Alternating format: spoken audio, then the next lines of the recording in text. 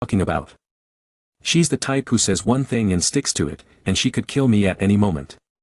If I want to stay safe, I need to figure out a way to salvage this situation. Just like that crazy bitch Garam is thinking. Suddenly, an idea popped into Jin's head. She immediately shouted toward Jin, "Murderer." Jin heard this and turned back, asking, "What did you just say?" When Hina jumped off the rooftop, she wasn't alone. You and Seo Yun's dad dragged her up there and forced her to jump, didn't you? You're a murderer, you damn bitch. Hearing this, Jin's face darkened. Above them, Garam was watching and thinking, what are they barking about? Sister Hina. Wasn't it because she was too negative and stressed due to stomach cancer that she committed suicide? Could she really have been forced into it? Below, Jin coldly asked, "All right, Jin, who told you those things?" Seeing that Jin was interested, Jin smiled, thinking, it's working. Then she smirked and said, "Do you think I tell you? You should go to the police station and confess, you murderer." At that moment, Jin rushed forward and kicked Jin. The kick sent Jin flying. But it didn't stop there. Jin followed up by kicking Jin hard in the stomach. This kick hurt Jin as if she had been shot. Jin continued to beat her. Above, Chu Min watched in shock, thinking, no way. Could my Jin really be acting so violently? Meanwhile, Jin, still kicking Jin, said, "Yes, that's right. I'm a murderer, but how dare you provoke a murderer like me?" Hearing this, Jin, terrified, tried to say, "Wait, Jin, this whole thing is..." But before she could finish, Jin covered her mouth and said, "Shut up. Your filthy mouth is the biggest problem. With that dirty mouth of yours, I'll make sure you never speak another word again." With that, Jin punched Jin straight in the mouth. Above, Chu Min was horrified as he watched Jin relentlessly punch Jin in the mouth. In that moment, all of Chu Min's illusions shattered completely. The beautiful memories were instantly destroyed. Below, Jin managed to spit out a hairpin. As Jin lifted her up, she said, "From tomorrow onwards, don't you dare show your face at school again. I warned you, didn't I? If you appear in front of me one more time, I'll send your body to medical research. Got it?" After saying that, Jin released Jin and kicked her once more. This final kick sent Jin flying, and she lost consciousness. Even so, Jin spat on her face. Chu Min, watching from above, witnessed everything that had just happened. He stammered, "No way. Is that really the Jin I know?" Meanwhile, Garam was smiling as she looked at the video camera, thinking. Thanks to Jin acting as the punching bag, I've got a very sharp video to use during the final supper. This video is going to play a very important role. At this point, Chu Min was completely devastated. He held his head and said, "A murderer, even forcing someone to jump off a rooftop. What the hell are they talking about? What kind of person am I dating? Who is the Jin that I thought I knew? Has my girlfriend been deceiving me for the past 2 years? Damn it." On the other side, Garam looked at him and thought, what's he thinking? I knew he would be in for a big shock, but this guy's spirit is even more fragile than I expected. If this is his reaction to finding out his girlfriend is a murderer, I guess that's normal. But I didn't expect what Jin said either. Regardless, he's still part of the plan. Provoking him further will only create more trouble. This is bad. If the plan fails, my position will be compromised. That department head will climb over me and take control, and he'll laugh at me too. I can't allow that to happen. Look at that guy. If I keep going like this and give up everything, I won't have another chance to turn things around. Today, I have to find a way to mess with them, no matter what. Garam, a girl who loves sweet chocolate smoothies, developed many new interests after coming to South Korea, which were unexpected to me. One of Garam's newfound hobbies is browsing Wikimiki. For a person like Garam, who has always been curious about everything in life, Wikimiki opened up a magical world for her. Furthermore, on Wikimiki, Garam received plenty of inspiration, especially related to revenge. She learned one key thing from Wikimiki. The level of suffering a victim feels upon discovering they've been cheated on is beyond the imagination of those who haven't experienced it. When someone finds out that their spouse or the person they've loved and trusted for years has fallen into the arms of another, the emotional damage is profound. According to Dennis Ox's research, the aftermath of such an event can lead to severe mental distress, including trauma-related anxiety and stress. Therefore, when Garam found out Moon Enzyme had a boyfriend, she decided to pursue this project. In the real world, Chu Min was holding his head in despair, muttering, "Damn, there's no one left to trust in this world. I feel like I'm being spun around in this relationship. How could she pretend to be kind while deceiving me for 2 years?" Seeing Chu Min like this, Garam thought, given his current state, what can I do to free him from this shadow? I guess I should approach this in the easiest way possible. After all, I don't really understand this shame people talk about. I don't feel any discomfort when tempted by Jun Min's shallow allure. But the problem is, for that innocent guy, if I try to seduce him too blatantly, it might just make him even more sensitive. Additionally, some external force may criticize my actions as dark or sinister. So, how should I go about seducing him? At that moment, Chu Min spoke up, "Are you happy now? Do you feel relieved after showing me the truth? Honestly, you could have left things alone and pretended not to know. You could have waited until we broke up naturally. At the very least, until we broke up normally, like any other couple who realizes the flaws of the person they love. Do you even know how painful this is? I'm sorry, but please go away now. Leave me alone, I want to be by myself." At that moment, Garam draped over Chu Min's shoulders. He turned to look at her as she said, "I'm sorry, but I can't leave you here like this. Did you hear what those crazy bastards were saying earlier? Even Hina was pushed off the rooftop. Although she's not my biological sister, I treat her like family. I can't just leave someone in such deep sorrow alone on the rooftop like this. I'm truly sorry for dragging you into my revenge. I did my best to avenge Hina, who was deemed to have died by suicide. Even though I didn't want to pull you into this, to get revenge on Li Jin, I had no choice but to hurt you. So, please forgive me and understand that I hold no ill will toward you. Given my current situation with the class president, I didn't have any other options. I also feel responsible for your sadness right now, so I wanted to comfort you by sharing my own personal story. This story was unexpected, but when I was young and still in North Korea, it was the happiest time of my life.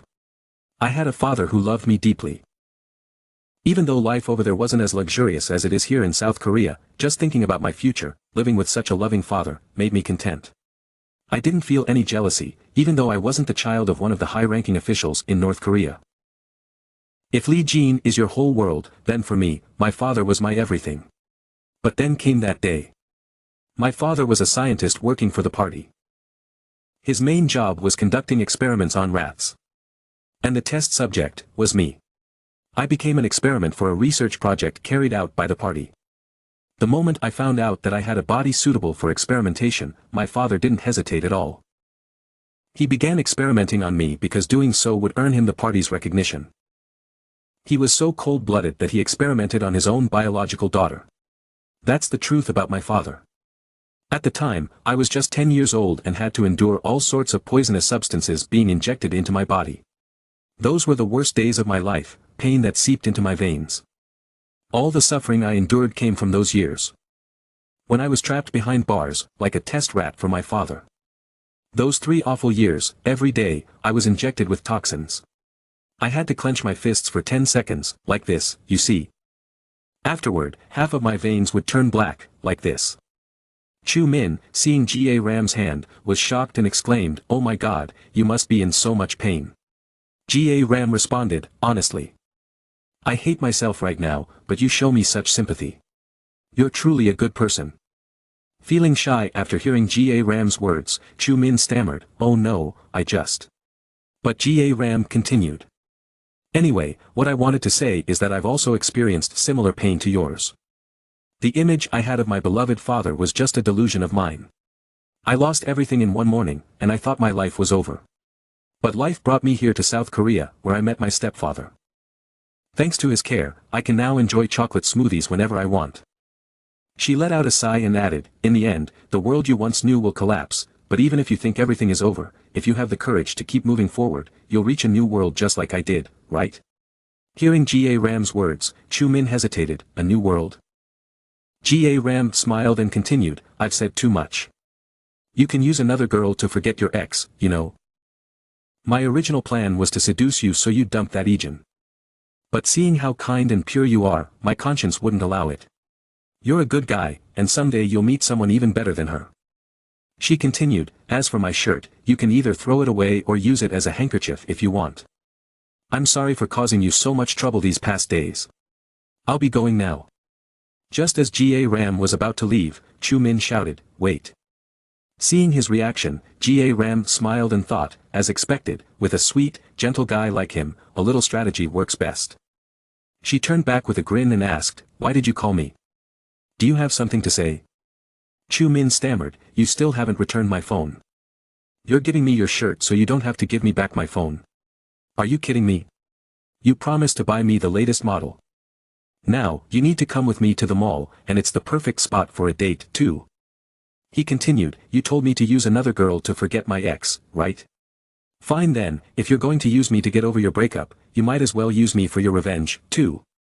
Ga Ram laughed and said, alright, let's go then. The date to destroy Moon Jin starts now. In no time, Ga Ram had taken Chu Min to buy a new phone. He held it in his hand, looking overjoyed. Seeing this, Ga Ram said, it looks like you really like this phone, huh?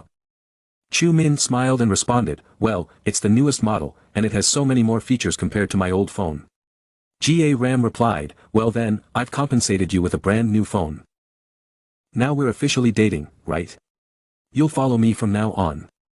Let's have some fun in this bustling area. Chu Min asked, so, do you already have an idea where we should go for our date? Ga Ram answered with a grin, I've already planned a special place for our date, but for now, I'll follow your lead. Chu Min nodded, alright then, follow me. First, I'll take you to a great restaurant nearby. A short while later, Ga Ram and Chu Min entered a nearby restaurant. On the table was a bowl of noodles, and Ga Ram, excited, gazed at the dish. Meanwhile, Chu Min took out his camera and snapped a photo of her. Afterward, they headed to a karaoke bar, where Ga Ram sang with all her energy. Chu Min stood watching her with a big smile on his face. When she finished, her score came up 100 points. Later, they went to a photo booth and posed for pictures together. Before long, there were plenty of photos of the two of them, capturing their moments. They then went on a Ferris wheel.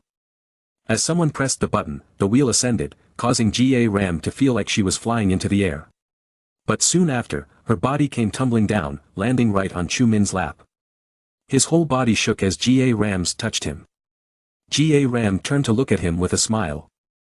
And Chu Min couldn't help but feel like spring had come into his life once again. They continued to play and have fun together, exploring every corner of the town. Before they knew it, evening had arrived. As they walked home, still full of joy, Ga Ram said, thanks to you, I had so much fun today. So this is what dating feels like, huh? Chu Min replied, so, where's this special date you've been talking about? You got me really curious. Where are we going for this special date? Ga Ram heard his question, smiled softly, and gave no answer yet. Meanwhile, at Jin's cram school, inside the classroom, the teacher was giving a lecture. To talk about this literary work, this piece has appeared in university entrance exams twice, in 2010. It's a painting that portrays around 30 residents living near the Chongjia-chul area during the 1930s, depicted in the genre of folk paintings using the technique of stream of consciousness. Particularly, the suffering of women due to the cultural practice of being daughters-in-law and the tradition of taking concubines in that era is strongly emphasized. For example, this beautiful main character represents the agony of discovering her husband's betrayal. On the other side, Jin was anxiously thinking, damn it. Why hasn't my Chu Min replied to a single one of my messages? Why can't I get in touch with him by now? Even if he lost his phone, he could still go to an internet cafe to find a way to reach me. Could something have happened to him? At that moment, the teacher called out, Jin, why aren't you paying attention in class today? You've been staring at your phone the whole time. I'm sorry, sir, she replied. You think just because you ranked first in the last exam, you can slack off in class now? In her mind, she cursed, bullshit. He doesn't know anything about others and acts like he's right. Afterward, she thought, because of that younger him, I've been studying like crazy. Unable to follow along with the lessons. I need to focus on class now. Just then, her phone vibrated, signaling a new message. Could it be Chu Min? No way. How could he ignore me for so long? She quickly checked her phone, and her eyes widened in shock. The message was from someone calling themselves Cammy the Crazy, saying, Class President, look out the window. Jin immediately turned to the window, and what she saw stunned her. Across the building, Ga Ram was standing there, waving at her. Jean was shocked and thought, am I hallucinating? How does that bitch know I study here? As her anger grew, her eyes widened even more with terror. Standing next to Ga Ram was her boyfriend, Chu Min. She shot up from her seat, trembling with fear, unable to believe her eyes. The students in the class noticed her reaction and whispered to each other, what's she looking at? What's so interesting out there? At that moment, Chu Min kissed Ga Ram on the rooftop of the building across from them. Seeing the kiss, the students in the classroom laughed and commented, wow. How cool. An unexpected rooftop kiss, how romantic. Hey, you kids. Back to your seats, the teacher shouted, those kids, they're from a high school, right? The guy's probably wearing a uniform from mine high school. Do they even know we're watching them? Maybe they enjoy being seen like this. They actually look pretty good together, like they're actors in a romance movie. On the other side, Ga Ram and Chu Min released each other. Ga Ram spoke up, Chu Min, I always thought you were just an innocent boy. Turns out there's another side of me you haven't discovered yet, right? Alright, now it's my turn to strike back, she added as she pushed Chu Min up against the balcony railing. Chu Min looked down and saw a large crowd of people staring up at them. Seeing his expression, Ga Ram teased, don't be scared, my love. Have you ever heard of the pendulum effect? What's making my heart race right now isn't the height we're at, it's every part of your body. After finishing her words, Ga Ram kissed Chu Min right on the balcony. Across the way, everyone was witnessing the scene unfold. Jean started to cry. The teacher, noticing her tears, asked, Jean, what's wrong? Is something the matter? A student chimed in, teacher, look at Jean. She's been acting strange for a while now. Another classmate added, wow, look at him, like a little bunny boy. Makes you want to hug him and comfort him, doesn't it? At that moment, Jean received a phone call from Chu Min. She quickly answered, hello. But what she heard on the other end were the intimate sounds of Ga Ram and Chu Min. A moment later, Ga Ram's voice chimed in with a laugh, hello, class president. This is my special date with him. Sweet, right? He's mine now, dear class president. Hearing those words, Jean was overcome with rage and screamed out in anger. Seeing her furious, the teacher said, Jean, calm down for now. I'll arrange today's lesson and send it to everyone later. Right now, I need to discuss a few matters with the supervising teacher outside. Before he could finish his sentence, Jean had already bolted out of the classroom. As she ran down the stairs, she shouted, on Ga Ram, I'm going to kill you. You be asterisk, asterisk, asterisk. On the other side, Ga Ram noticed Jean running towards her. Seeing this, Ga Ram laughed and said, it looks like the class president is losing her mind. She's running out like a wild animal that's just broken out of its cage. We'd better get out of here. She's a Taekwondo champion, so it'll only take a few steps for her to reach us. You know how terrifying she gets when she's angry, right? So, let's run away, my love. With that, Ga Ram grabbed Chu Min and they both quickly left. Moments later, Jean arrived at the spot, bursting through the door. But she found no one. Furious, she screamed, that be asterisk, asterisk, asterisk, asterisk Ga Ram and that pervert Chu Min, I'm going to kill both of you. Meanwhile, Chu Min and Ga Ram watched the scene unfold from below. Chu Min thought to himself, wasn't that once the sweet and gentle voice of Jean? Now, her scream sounds like the roar of a prehistoric pterosaur. How terrifying. I never want to see her again. Ga Ram, still laughing, said, playing this hide-and-seek game is actually kind of fun, don't you think? It reminds me of running away from a crazy fan. Hearing this, Chu Min thought, running from a crazy fan? That doesn't really make any sense. But for Ga Ram, everything happening now was just part of her revenge for her deceased sister. However, Chu Min's heart was starting to feel differently. He then spoke up, Ga Ram. What's your ideal type? My ideal type?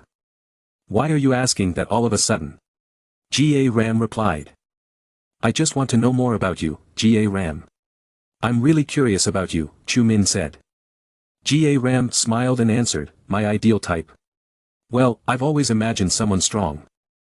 Switching to the scene in Lee Myung-jun's office, he said, Chief Big, do you know why I always maintain the habit of exercising daily, never skipping a session, despite my hectic work schedule? To help you maintain a healthy body and handle the busy work around you, right, sir? No, you're wrong. Exercising always gives me a feeling of strength.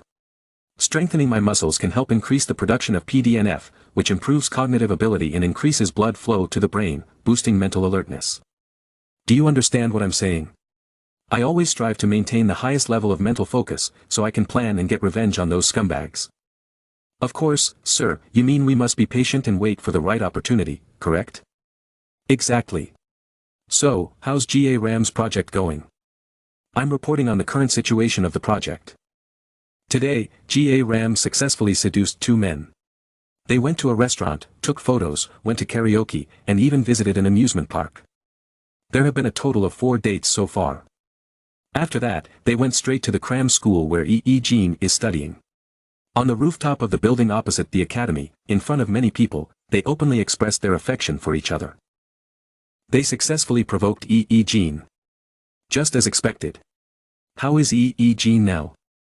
According to our surveillance team, Jean has been causing chaos on the rooftop for 15 minutes. The building supervisors are trying to get her down. Every 15 minutes, we'll receive further updates about Jean from the surveillance team. Very good. GA Ram has carried out her mission perfectly. You are also an outstanding commander. Thank you, Vice President. I should have assigned the protection and surveillance of Hina to someone as capable as you much earlier. If I had, that girl wouldn't have been tormented by those scumbags so badly. Hearing this, Chief Big thought to himself, I'm sorry, Vice President. Even if I had been there, nothing would have changed. In that situation, no one could have protected her. At that moment, Lee Myung-jun's voice broke through his thoughts again. Now that I think about it, where is GA Ram? Currently, GA Ram is on her way home after eating instant noodles with Chu Min at his dormitory. She mentioned that she has something to report to you directly, sir. Well then, we should head back too. Let's move quickly. Go get ready. A short while later, Lee Myung-jun returned home. As soon as GA Ram saw him, she beamed with excitement, raising her hand and saying, Stepfather. Good evening, stepfather. Upon hearing this, Chief Big, who was nearby, angrily said, GA Ram. Hey, Chief, be honest. You really enjoy scolding me, don't you? I do not, replied Big, but I told you to go get that arm cast already. Even though I know your recovery ability is good, if you don't get the cast, the injury could worsen and crack even more. Chief Big, you sure love lecturing, huh? If I get a cast, I won't be able to move comfortably. And so far, nothing's gone wrong, has it?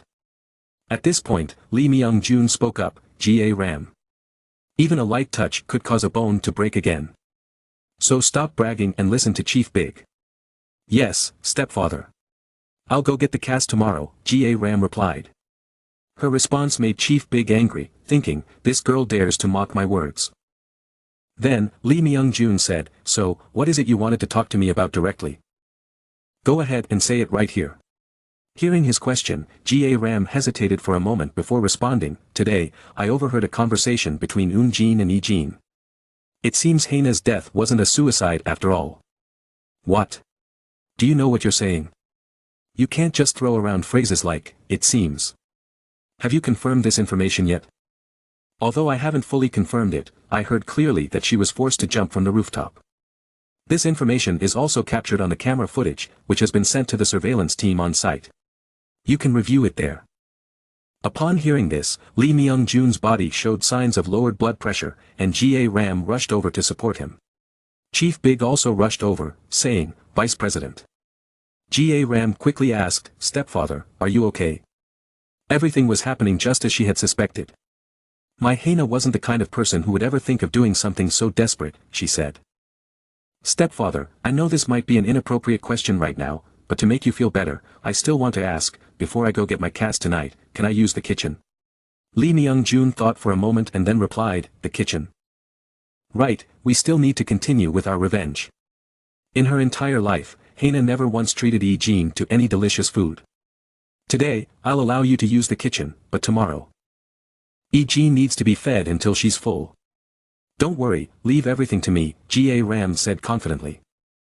Then she headed straight to the kitchen, saying, let's begin by preparing fresh ingredients for the meal. Scene transition. 6 months ago.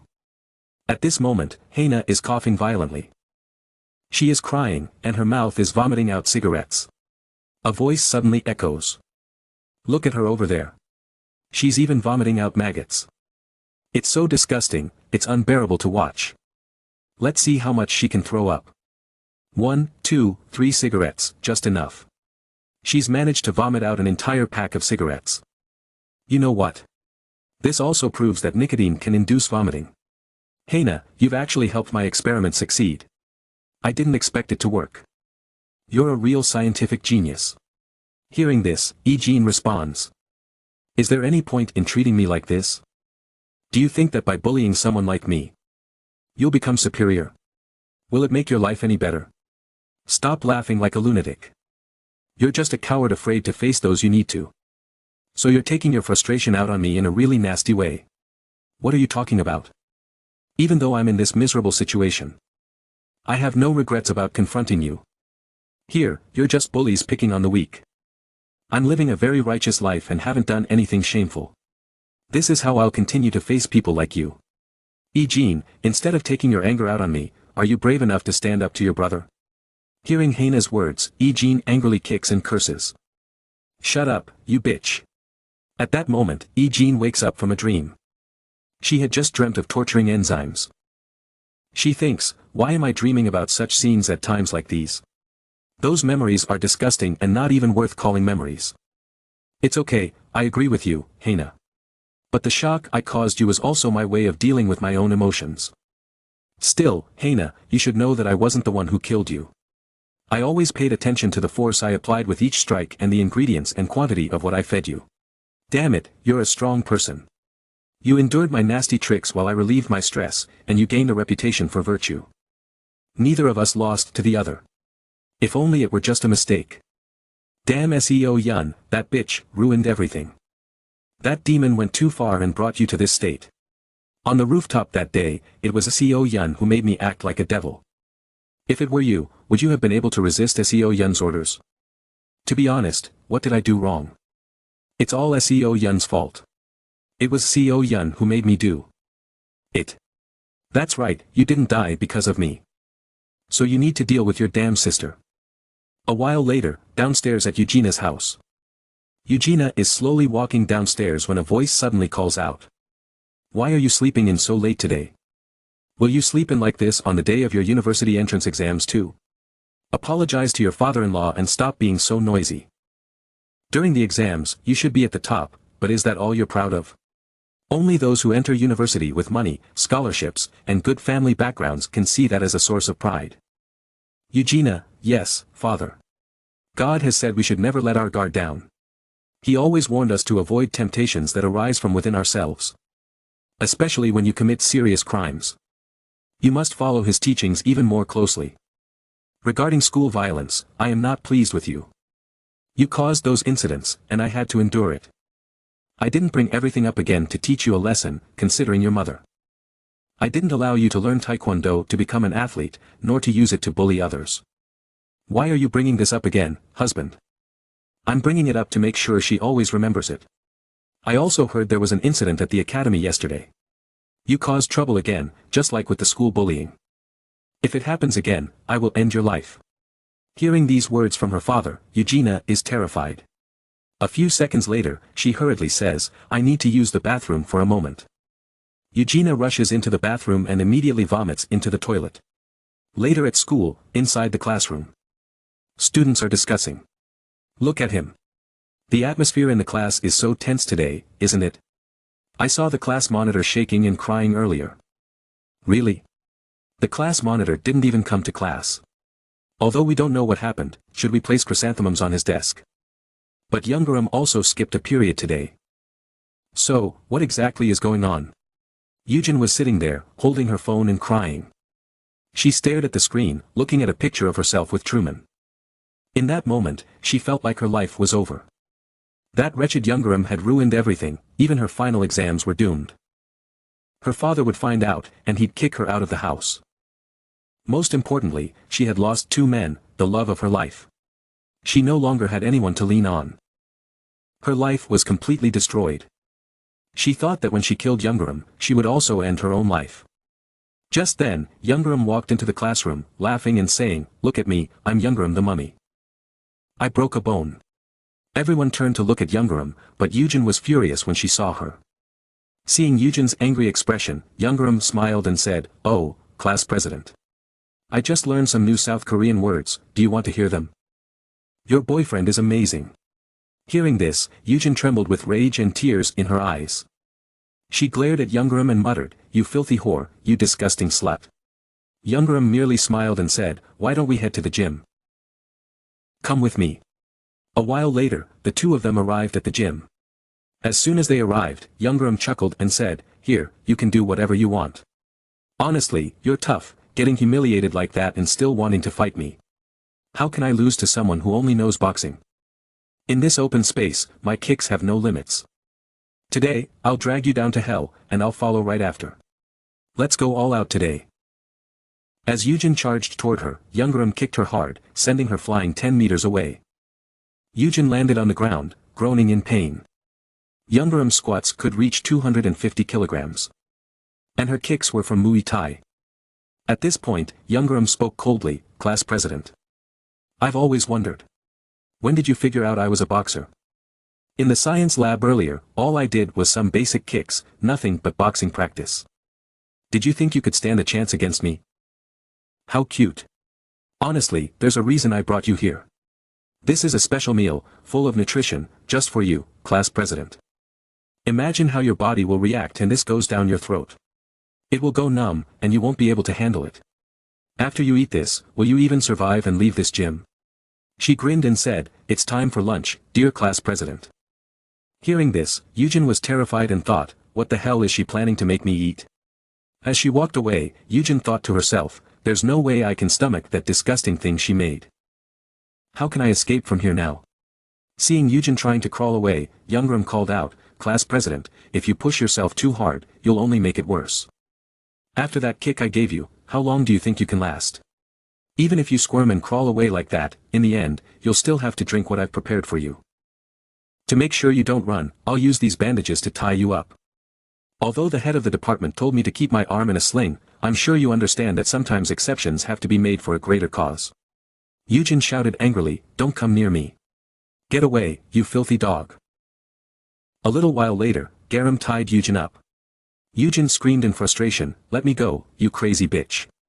Garam chuckled, "I was going to wrap you up like a mummy, but this bandage is too short, so this will have to do." Eugen groaned in pain, "You psycho. Let me go, you worthless piece of trash. Help, Mom, help me." At this point, Garam tossed Eugen aside and walked toward her bag. "Let's see, where is it? I'm sure I put it in here." Eugen, now terrified, thought. What is she planning to do now? How many bottles of that stuff did she make? Suddenly, Garam exclaimed, "Ah, here it is. This is what you'll be having for today's meal." She grinned, "Let me introduce you to, a rubber tube." Eugen, horrified, yelled, "Are you insane? What the hell is that supposed to help me with?" Garam smirked, "Shut up and listen. With someone as picky and stubborn as you, even if I gave you 1,000-year-old ginseng, you wouldn't put it in your mouth, right? So, to make sure you can't spit it out, I'm going to use this rubber tube to pour it straight into your mouth." Garam continued calmly, "Don't be so shocked. Just think of it like we're doing a simple stomach endoscopy. Got it? Now, open your mouth." Eugen clenched her mouth shut, thinking. No way am I opening my mouth for that. I'm not that stupid. What can you do if I don't open it? I absolutely won't. At that moment, Garam kicked Eugen in the stomach, causing her to gasp for air in pain. As she opened her mouth to breathe, Garam quickly shoved the rubber tube inside. "Now, class president, sit still, won't you? If you don't behave, I'll rip your throat open." Eugen was in agonizing pain as Garam slowly inserted the rubber tube deeper into her stomach. The tube pressed against her insides, causing unbearable pain. Garam smirked as she said, "Looks like the tube hid your stomach lining. Is it hurting? Don't worry, class president. I'll make sure your stomach lining doesn't hurt anymore. Let me give you something to protect it. Enjoy your meal." She continued, "All right, let's begin. Eat up, my dear class president." Garam began pouring something into the rubber tube, which flowed straight into Eugen's stomach. Her stomach was slowly filling up, and she could feel it getting heavier. As her stomach swelled, Yujin thought helplessly, there's something unknown filling up inside me. It feels so strange, disgusting, at least if I knew what it was, it wouldn't be as terrifying as this. Now I have no clue, except that it's hard and uncomfortable. What is she feeding me? Yujin's stomach kept growing larger, and she started to panic. Thinking, my stomach is going to burst. Meanwhile, Garam kept pouring more into the tube. Once she finished a bottle, Garam laughed, you've already finished one whole bottle of DJ. Guess I'll pour another one for you.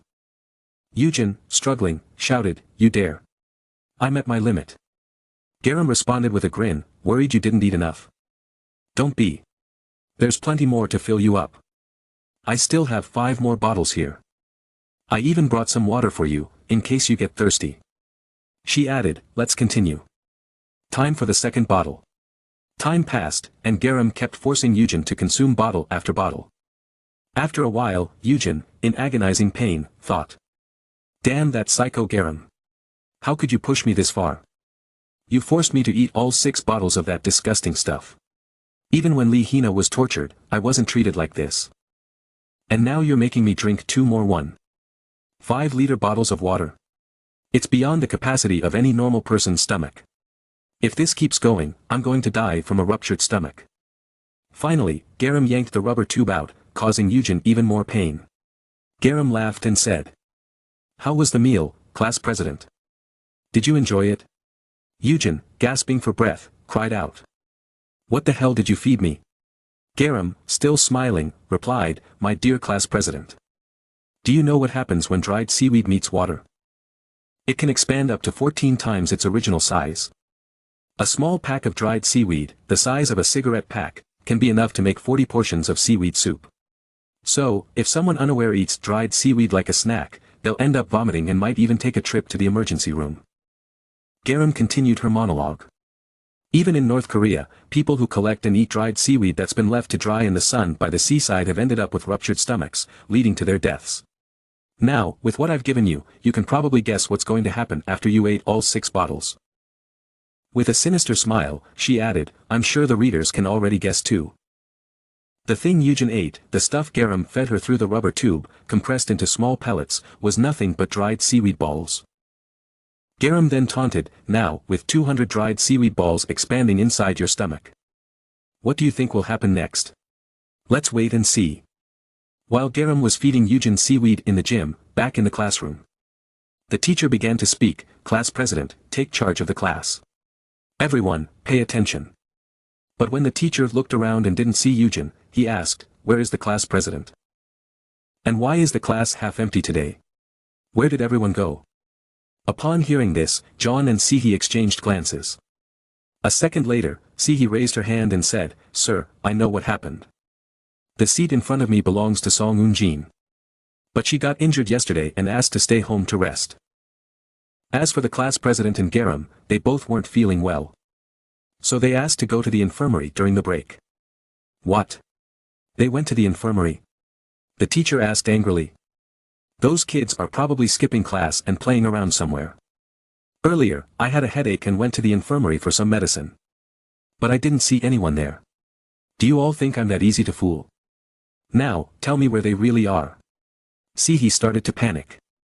Unsure how to respond. What should I do? Garam said I had to come up with a reason why they weren't in class, but now what? She thought frantically. The teacher, still agitated, grumbled, forget it. They must be trying to skip my class. These students today have no respect for teachers. A second later, he yelled, if this were the old days, you'd all be getting punished right now. After this outburst, the teacher paused and then asked, wait a minute. Did you say Garam went to the infirmary? Sihi, nervous, answered, yes, sir. The teacher seemed to be internally debating something for a moment before saying, all right. Let's just get on with the lesson. Open your books. Today, we're going to learn about earthquake zones and volcanic activity as part of the Earth's transformations. Earthquakes often occur in seismic zones, which are also where volcanoes tend to form. Volcanic activity is typically quite intense. Meanwhile, back in the gym, Isan was vomiting up the seaweed that had been forcefully fed to her. Each time she retched, her body grew more exhausted, but there was still so much seaweed left in her stomach. Isan couldn't stop throwing up, her body trembling uncontrollably. Her face and expression changed with every passing second. Hearing Isan vomit, Garam laughed with amusement. Isan, now terrified and in tears, cried out. Why am I throwing up so much? Why can't I stop this? Why does my body want to keep vomiting? Before she could finish speaking, Isan retched again, struggling as her body continued to purge. She had vomited 56 times in just 3 minutes. Garam stood by, watching each moment with satisfaction. At that moment, Garam spoke up, "Class president, did you know? In Hina's diary. There are 101 entries where she wrote, I vomited everything in my stomach.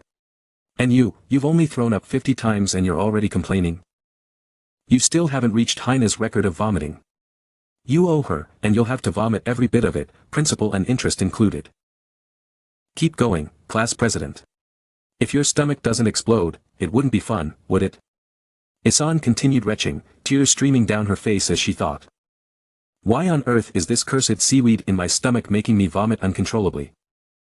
Every time I feel the urge to throw up, it's like my internal organs are about to spill out too. I can't stop myself from vomiting. Worse, if the seaweed keeps expanding faster than I can throw it up, my stomach will explode, and I'll die. How can something this horrifying even exist in this world? I don't want to die from a ruptured stomach, but I hate this constant vomiting even more. It's driving me insane. How can I escape this nightmare? As she was lost in thought, something started rising in her stomach. Garam, watching the scene, was stunned as she saw something solid pushing its way out of Isan's mouth. Garam laughed and said, "Oh my God. Just like Jack climbing the beanstalk." Hearing Garam's words, Isan's terror grew. This is the end for me, she thought. The seaweed has expanded so much that it's stuck in my throat. I can't breathe properly. If this continues, I'm going to die soon. At that moment, Isan started hallucinating, seeing Hina choking her with her hands. Isan, trembling in fear, muttered, "Hina, are you here to drag me to hell?" Unable to breathe, Isan soon lost consciousness and collapsed to the floor. Garam, watching her from above, smiled darkly. She walked over and stomped hard on Isan's stomach, causing her to vomit again. Garam chuckled softly and said, "Don't worry, Isan. I'm not planning to let you die just yet." A terrified Isan, barely conscious, could only think, "What do you mean, you're not letting me die yet?" "Garam, I was wrong. I won't do it again, I promise. Please, spare me, Garam. Please give me a chance to live."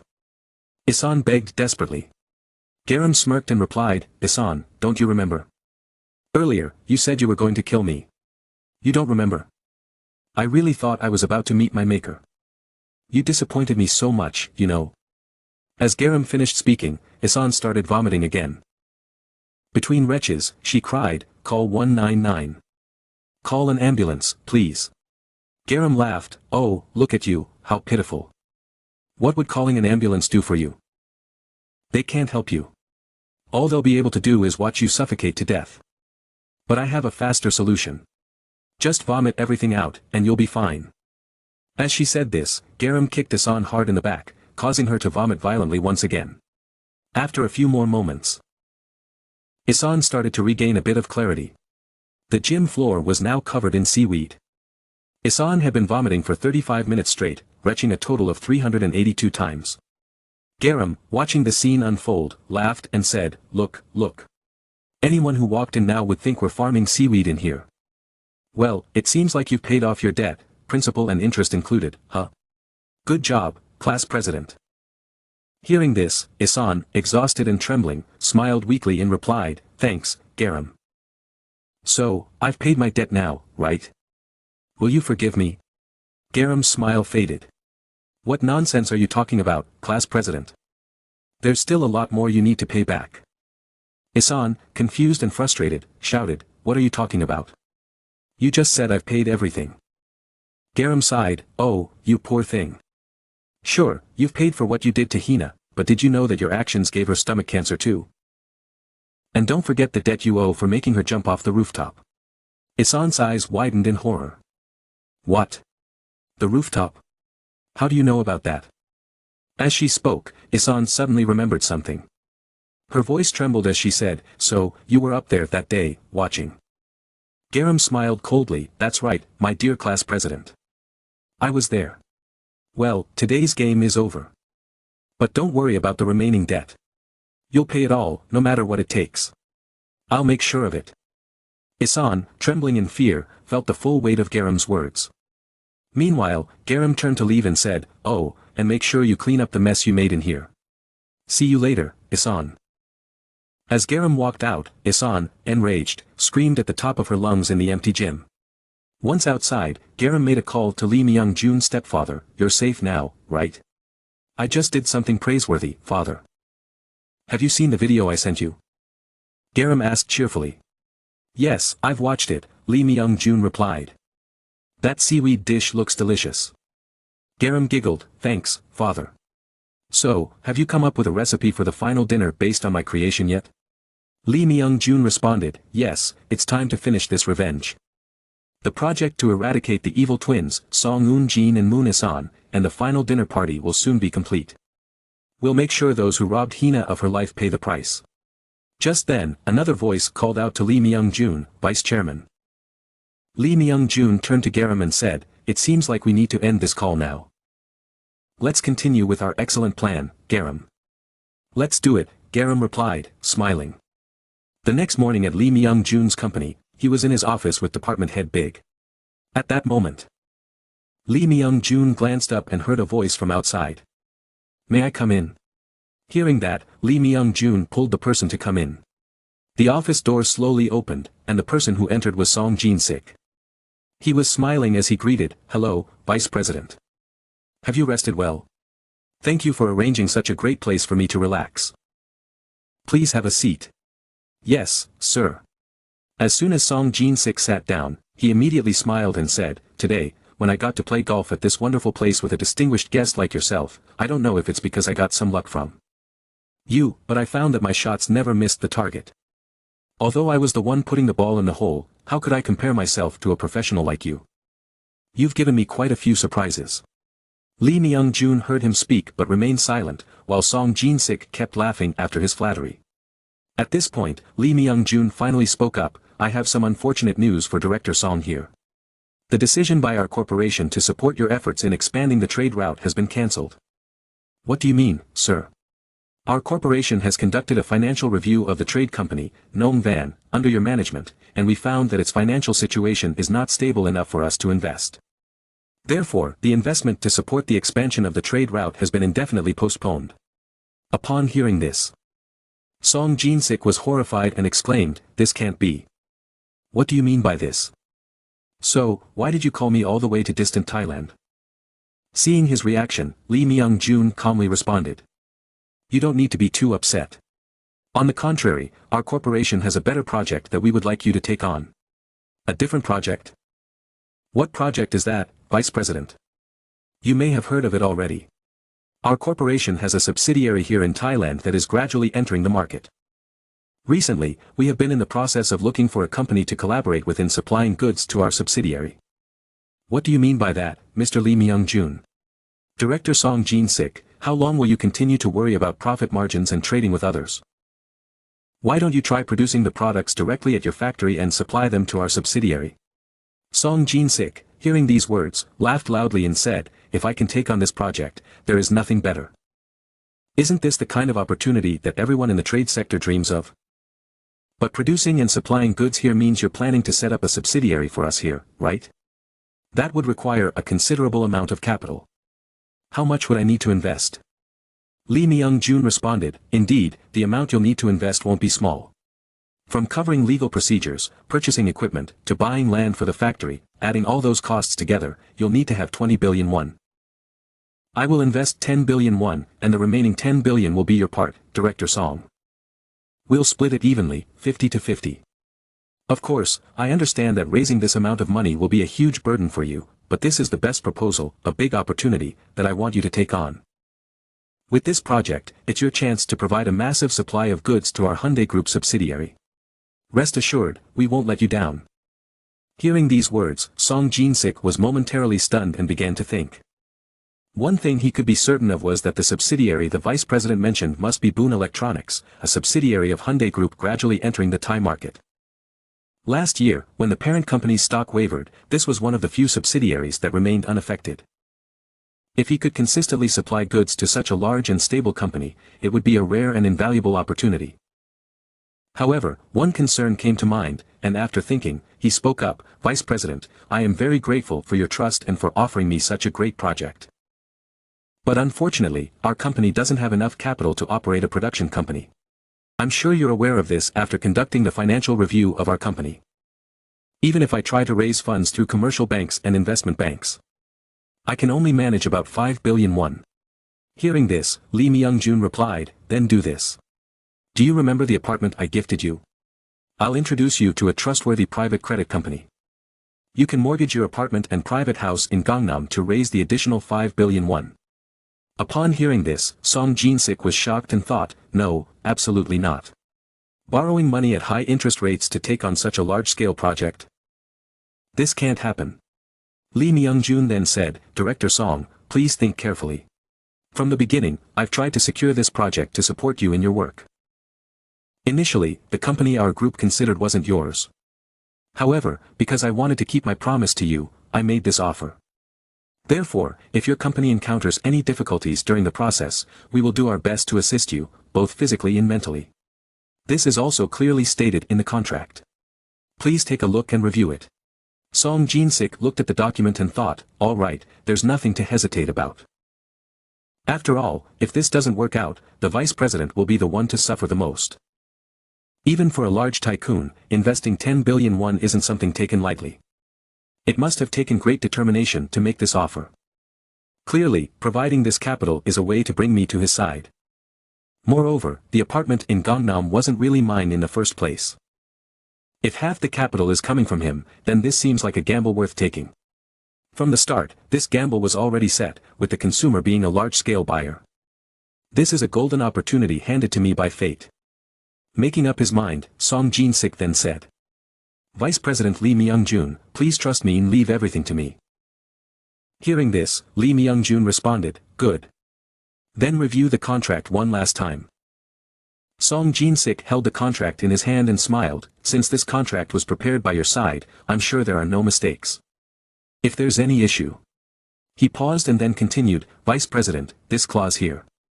It states that if the investment is used for any purpose other than what's specified in the contract, I would have to pay back double the original investment. Compared to standard contracts, this compensation clause seems quite overwhelming for me. Is there a particular reason you've included this?" "Oh, that clause," Lee Myung-jun replied. "It stems from some weaknesses within our corporation. It's embarrassing to mention. But as you may know, last year, our group was involved in a massive embezzlement scandal, which started at the highest levels of leadership and extended to directors of subsidiaries and external partners. The corruption and embezzlement were linked to a political party and were uncovered on a large scale. As vice president of the corporation, I was required to cooperate with a government investigation. After being betrayed by those thieves hidden both inside and outside the corporation, I've since included stricter penalties and compensation clauses in contracts. The imposition of higher fines compared to standard contracts is my determination to ensure that such incidents never happen again. It's not that I don't trust you, Director Song, but as the head of the company, I need to include these terms to protect the group's interests. I hope you'll understand my position on this matter." Hearing Lee Myung-jun say that, Song Jin-sik laughed and said, "So that's how it is. Then, what else can I say? I've heard about that already. The person who revived the corporation during that crisis was you, Vice President. You appeared many times on the news, handling the situation.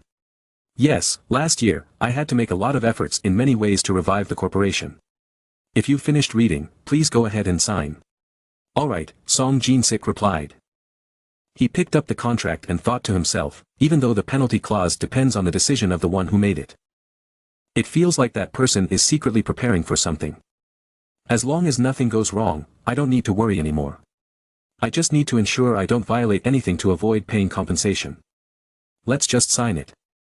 On the other side, Lee Myung-jun saw Song Jin-sik sign, and he smiled inwardly. After signing, Song Jin-sik handed the contract back to Lee Myung-jun. Taking the contract in his hand, Lee Myung-jun said, "This must have been a tough decision for you. You've worked hard, and I'm sure you're tired after playing golf with me. You should go and rest now." Hearing this, Song Jin-sik felt a bit disappointed and spoke up, "Vice President. It seems like you're being frank with me, but I understand everything already. The meaning behind giving me such a big opportunity, though I may silently feel a bit discontent, I fully understand the situation. Just give me your command, and I will always remain loyal and dedicated to carrying out your requests. I understand what you're trying to say. Now, please go and rest." "Yes, Vice President, I hope you rest well too."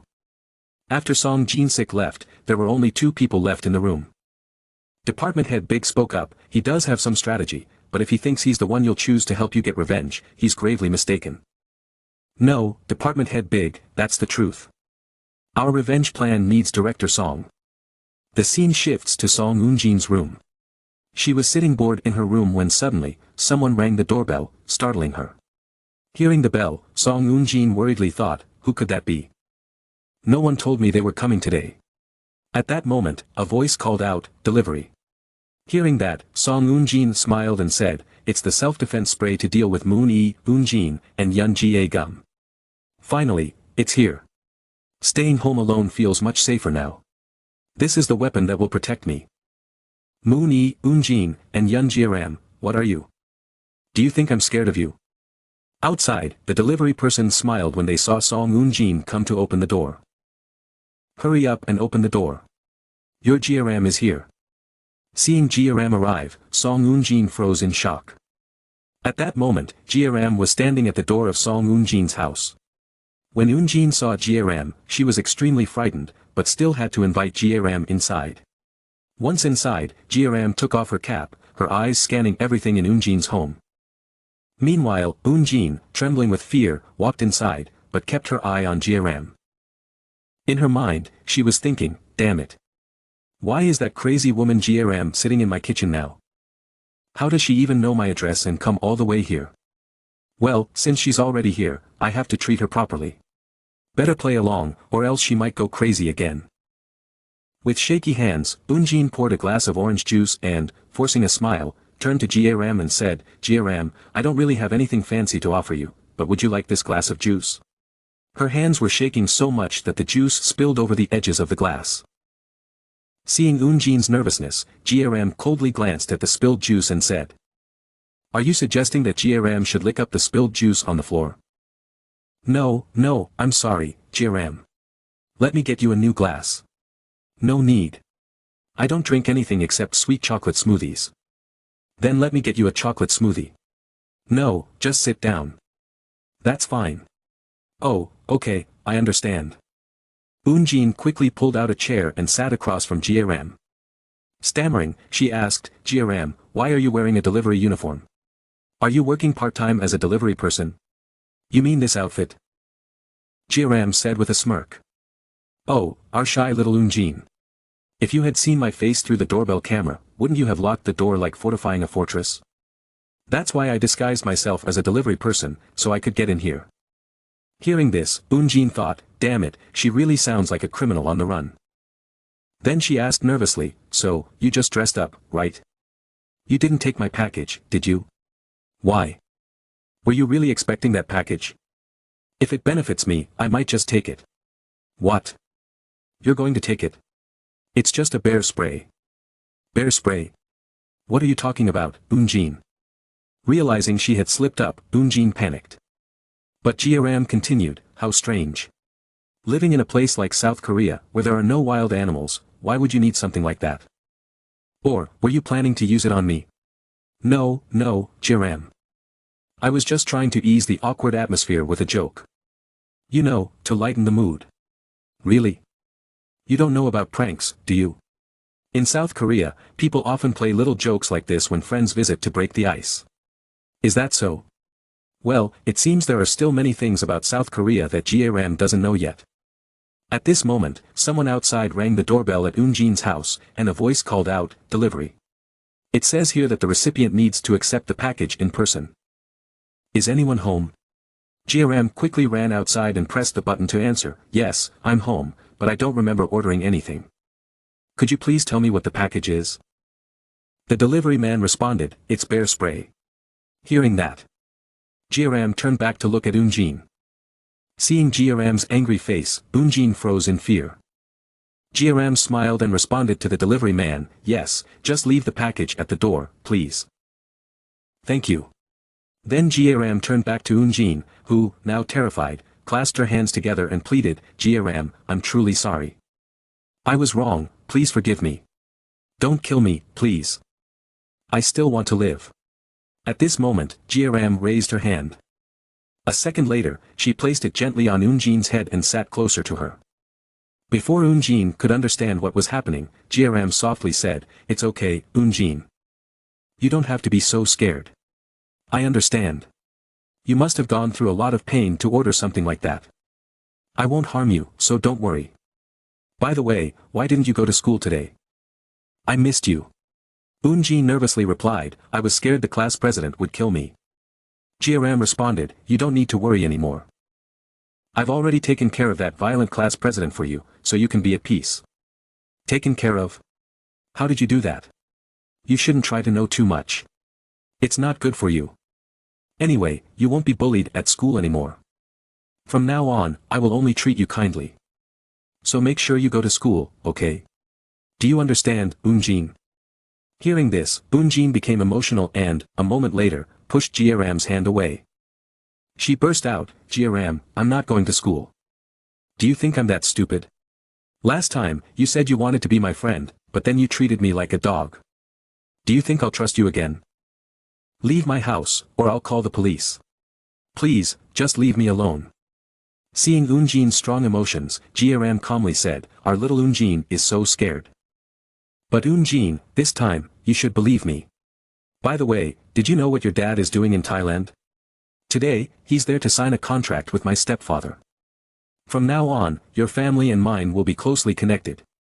So, if I keep bothering you, my stepfather will scold me." "What? Is that true?" "Of course it's true. Think about it." Eunjin began to think, Jiaram, who broke into my house without permission, has no reason to treat me kindly. I know my parents went to Thailand for business. And I realized I'll be home alone until tomorrow. She could have had all day to torture me, but she didn't do anything. Not because she doesn't want to bother me, but because she can't anymore. Dad is the best. He must have negotiated something with Lee Myung-jun. While Eunjin was lost in thought, Jiaram's voice brought her back. "Eunjin, are you going to school tomorrow?" Eunjin smiled and replied, "Yes, Jiaram, I'll definitely go to school tomorrow. It seems like our families are in a really good business relationship." "Really?" "Of course, I've even warned Sehi and Ayun not to bother you anymore. Now I had to go. See you tomorrow, Eunjin." "Okay, be careful. I'll definitely come to school tomorrow." Seeing Jiaram leave, Eunjin smiled and thought, "That's right. As long as Jiaram doesn't hurt me anymore, it's okay to serve her a little. I used to serve Cha Seoyun, so serving Jiaram won't be a problem. Once I have Jiaram as my backer, I'll become the second most powerful person at Seozo again. I'll defeat those who look down on me, like that Moon Easy girl. I'll become the queen of a logo and reclaim my rightful place." At that moment, Jiaram suddenly came back to the door and said, "Eunjin, I'm really curious about something, so I had to ask. What would happen if I used this bear spray on someone else? Should I try it on you, just once?" Eunjin froze in fear at Jiaram's words, unsure whether Jiaram would actually do it or not. A moment later, the scene shifts. And Jiaram is on the phone with Lee Myung-jun, walking and laughing. "Stepfather, I went to Eunjin's house and convinced her to go to school as you requested." On the other end, Lee Myung-jun responded, "Good, you've worked hard. You made sure to be as friendly and gentle with her as possible, right?" Jiaram hesitated. "Well, I did tease her a little at the end, but she'll definitely go to school tomorrow." Before she could finish, Lee Myung-jun angrily interrupted, "Jiaram, you need to control your behavior." "I'm sorry, stepfather, I was wrong. I know you've done a good job so far, but in this final act of revenge, everything must happen at the school. Do you understand?" The scene shifts to a year earlier. A man is laughing and shouting, "Maji Maji do." This is a once-in-a-lifetime opportunity, featuring the most beautiful model ever at Atelier Song Jin Wan, the nude photo exhibition of Lee Hina. Everyone, come and see. In the crowd, a man laughed, "This photo collection is the best yet. Her body is perfect. No wonder it cost 70,000 won to see it, it's worth every penny. But honestly, I'd rather see the real thing than just photos."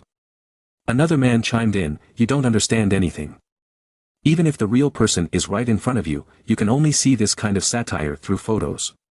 Song Jin-won's work on social commentary is everywhere, provoking the imagination through simulation. The first man scoffed, "You're just trying to sound sophisticated. If you want to touch the real thing, just pay extra." Meanwhile, Jin spoke up, "Hey, when are you going to organize that next exhibition of the people who badmouth me? Hurry up and expose them. Strip them down, take photos, and organize the exhibition." The man responded, "Don't be ridiculous. Even if we strip them, they have to be worth something. Some of them make me want to puke just looking at them.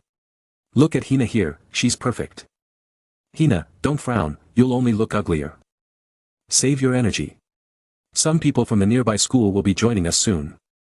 Another person, Song Jin, added, "Next time, bring someone worth looking at if you want pocket money, okay? That's how you'll keep your wallet full." "Got it, you pervert. But honestly, thanks to Hina, I was able to buy a new handbag. Thanks, Hina, you're the best golden goose I've ever contributed to my brother. Keep making more pocket money for me, okay?" Back in the present. Lee Myung-jun was speaking, Song Jin-won and Song Eun-jin, those two siblings, they've been bribing the school security staff.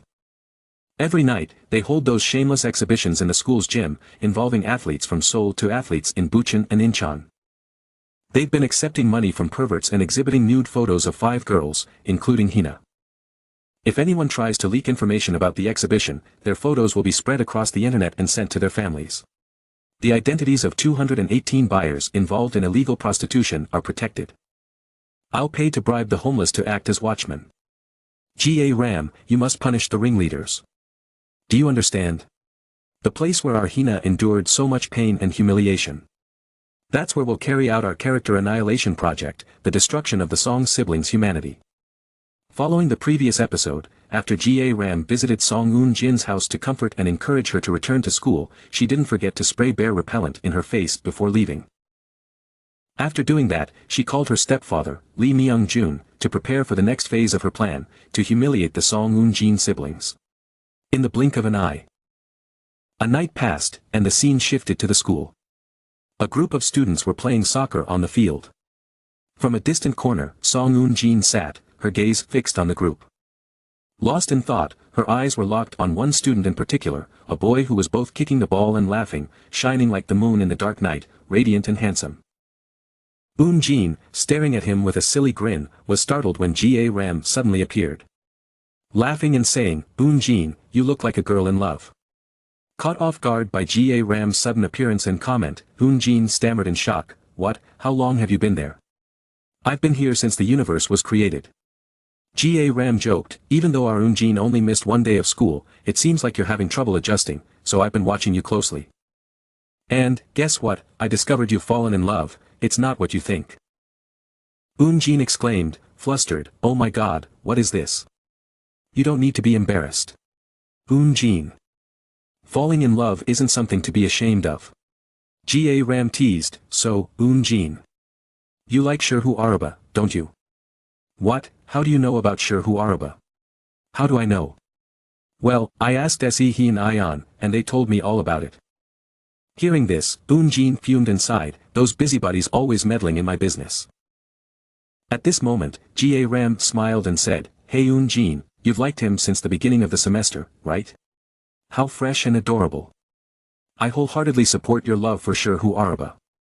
Seeing Eun-jin's fearful expression after saying this, Ga Ram started plotting. After a short pause, she spoke again, "Eun-jin, what do you think if I help you connect with Sherhu Araba?" Eun-jin, shocked, exclaimed, "What?" Ga Ram continued, "I could be the bridge between you and Sherhu Araba, just like when I was in the north. Once I step in, nothing ever goes wrong. Trust me, I've already seen Cupid's arrow, and I'll make sure it hits the right target." Eun-jin, worried by Ga Ram's words, thought to herself, she talks like she really has Cupid's arrow or something. This crazy girl, it's a miracle that arrow hasn't hit someone else. Yesterday, she erased my anxiety about coming to school, only to spray bear repellent in my face. I can't trust her at all. I wasn't even planning to come to school today. But her threatening messages with that cryptic name forced me out. And now she's offering to be a bridge. What in the world is she planning to do this time? Seeing Eun-jin stay silent, Ga Ram spoke up. Hey, Eun-jin, why aren't you answering? I'll do a great job. I promise. I'll help you connect with him. Ga Ram said this with her signature expression, which made Eun-jin even more frightened, tears welling up in her eyes. The scene then shifted to the classroom, where the boys who had just finished playing soccer were laughing and joking with each other. Today's game was fun, Sherhu was running a lot. And everything seemed to go smoother, didn't it? One of the boys, Lee Se-ho, was teased. Hey, Se-ho, why don't you quit the band and play soccer with us during lunch? No way, Se-ho replied, we have to practice hard for the competition during summer vacation. Another boy chimed in, I heard there will be 5 female students at this competition, if you want to impress them. You'd better work hard. Se-ho laughed, dude, last time you told me you had a girl flirting with you on TikTok. More girls is always better. Just as they finished joking, a voice called out from the door, wow, you're such a jerk, karma will catch up with you. Sherhu quickly responded. Wait, who are you to say that? The other boys, seeing Ga Ram standing at the door, blushed and whispered to each other, isn't she a freshman? Yeah, she's the one who came from North Korea. One of the boys commented, she's pretty cute up close, isn't she? Kind of looks like an idol, right? The other boys, feeling shy as Ga Ram walked into the classroom, couldn't help but blush. What's a first-year girl doing in the second-year boys' class? At that moment, Ga Ram smiled and said, hello, Senior Lee Sherhu, I'm Ian Ga Ram, a first-year student from class 6. I came here because I have something to tell you. Se-ho, surprised and flustered, asked, something to tell me, what is it? Ga Ram's expression turned mischievous, her eyes flashing red for a moment as she smirked. A moment later, she said, my friend wants to confess to you publicly. So they're waiting for you in the indoor gym. They insisted that you must come. So I'm here to pass along the message. The other students, hearing this, started laughing and joking, hey, did you hear that? A public confession, grab some popcorn, let's go watch this, you don't get opportunities like this every day. Another chimed in, can't believe we're gonna witness something straight out of social media. Se-ho, rubbing his head, muttered, do you know who's confessing to me? Ga Ram smiled slyly and replied, if I told you now, it wouldn't be as fun, would it? You'll find out when you get there. Senior, my friend has prepared a lot for this. So you definitely don't want to miss it. With that, Ga Ram politely bowed, I'll be taking my leave now. Don't forget to go. Senior Se-ho, and left the classroom. After Ga Ram left, Sherhu was left blushing with embarrassment. At that moment, his group of friends rushed over, laughing and teasing him, oh my god, Lee Sherho, we knew you were popular, but this is on another level. Shut up, you guys, Sherhu muttered, clearly overwhelmed by all the attention. One of them continued. Hey, are you going or what? That girl's waiting for you. Man, but I don't really like this kind of stuff. Sherhu protested, yeah, right, look at your face, you're excited. Meanwhile, news about the public confession quickly spread to other classes. Students were eagerly sharing the update. Hey, Lee Sherhu from class 4 is about to get confessed to. This sparked curiosity, especially among the male students, who followed in a large group toward the gymnasium. On the other side, the female students were also talking excitedly, hey, I heard that the handsome second-year senior in the band is getting a public confession at the gym. Oh my gosh, really? That's so cool. Let's go check it out. We can't miss something like this. Yeah, come on, let's go together. A short while later, a huge crowd had gathered behind Sherhu as he made his way to the gym. People were chatting and laughing amongst themselves. Whoa, since when did this turn into a festival? There are so many people here. I wonder if the girl confessing is pretty. It's a public confession, right? No way she's someone without confidence in her looks. Exactly, Lee Sherhu is one lucky guy. For sure, look at him, he's already smiling smugly. A moment later, the group arrived at the gym, initially laughing and having a good time. However, within a second, Ji-ho's expression drastically changed to one of shock. His eyes widened with fear, as if he was witnessing something unbelievable. Something he couldn't process. Meanwhile, in another scene, a doctor was holding a medical chart and said, "Patient Song Jin-gu, are you aware that today is your scheduled surgery for the reconstruction of one of your testicles?" Shocked, Song Jin-gu stammered, "What? But the day's not over yet. What are you talking about?" The doctor continued. "Today is June 13th, could it be that because you haven't been going to school, you've lost track of time?" Hearing this, Song Jin-gu started to think, could it be? No, that's not right. The surgery is supposed to happen tomorrow. After my parents arrive. After a moment of consideration, he spoke, "Is it possible you've mixed up my surgery date with someone else's?" The doctor replied firmly, "No, there's only one patient named Jin-gu scheduled for testicle reconstruction at this hospital. If you understand, let's begin preparing for surgery." The doctor then added, "Now, we'll need to measure the size of the testicle in order to insert the artificial implant. I'll proceed with taking an image of the testicle." Song Jin-gu, still in shock, exclaimed, "What? But we already did that last time." The doctor reassured him, "This is the final scan before the surgery. Please cooperate." "Ah, that's right, you can't move, can you?" the doctor said. "Nurse Kim and Nurse Park will help remove your pants. It might hurt a little when they move your legs. But bear with it." As soon as they started to remove his pants, Jin-gu winced in pain and cursed in his mind. "Damn it, every time they move my leg, the pain is unbearable, furious." He thought, "Youngagram, once I get out of this hospital, you're dead." The doctor interrupted his thoughts. "Alright, now that we're ready to start the scan." Jin-gu's eyes widened in horror as he saw a camera positioned near his private area. He screamed, "Wait, you're seriously using a phone camera for this?" The doctor nonchalantly replied, "Would you rather we use a high-speed camera?" "Stop complaining, let's get on with it." As the doctor and nurses walked away, Jin-gu continued to shout, "Wait, why are you leaving me like this?" The doctor responded calmly, "Just sit tight while we finish prepping for the surgery. If you're bored, you can watch some TV." He turned on the TV and left the room, leaving Jin-gu in disbelief. Jin-gu, fuming, yelled at the empty room, "How can a doctor treat a patient like this? This isn't how doctors are supposed to behave." His mind raced, something was off about him from the start. As the TV flickered to life, it showed a scene of a girl wearing a collar and dressed like a dog. Seeing this, Jin-gu paused his rant and burst out laughing. What kind of crazy person dresses like that? They actually look like a dog. What a fool. A second later, Jin-gu's laughter faded as he recognized something. His eyes widened in realization. Wait, isn't that Eun-jin? His mind raced. Why is she on TV? What on earth is happening? He stared at the screen in disbelief, thinking, Eun-jin, why have you ended up like this?